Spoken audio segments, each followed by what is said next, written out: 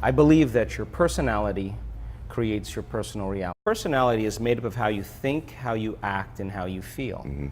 So the present personality who's watching this show has created the present personal reality called their life.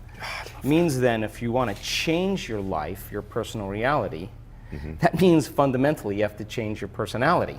That means you have to start thinking about what you've been thinking about and change it. You have to begin to become aware of your unconscious habits and behaviors and modify them. And then you have to look at certain emotions that keep you anchored to the past and decide if those emotions belong in your future. And I think after all these years, Ed, I think that most people try to create a new personal reality as the same personality, and it doesn't work. You know, you literally have to become someone else.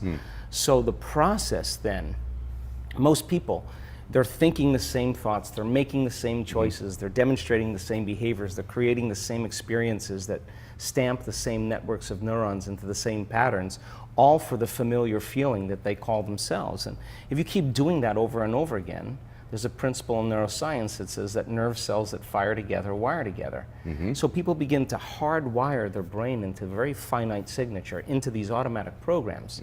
Turns out by the time we're 35 years old, we become a set of memorized behaviors, emotional reactions, beliefs, perceptions, unconscious attitudes that function just like a computer program. So when people want to change, they're using 5% of their conscious mind, and they can think positively all they want, but the programs are running subconsciously telling them that they're negative. So the only way to do that then is to get into the operating system.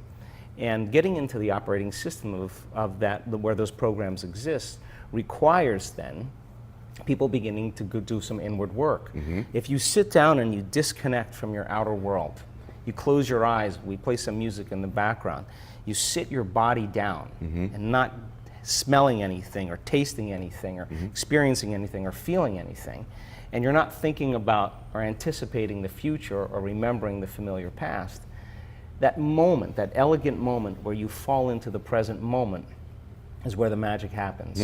And so after looking at enough brain scans in the process of studying the transformation, yeah, I call that getting beyond yourself, because when you disconnect from your present personal reality and personality, now you're ready to create something else. And so what thoughts do you want to fire and wire in your brain?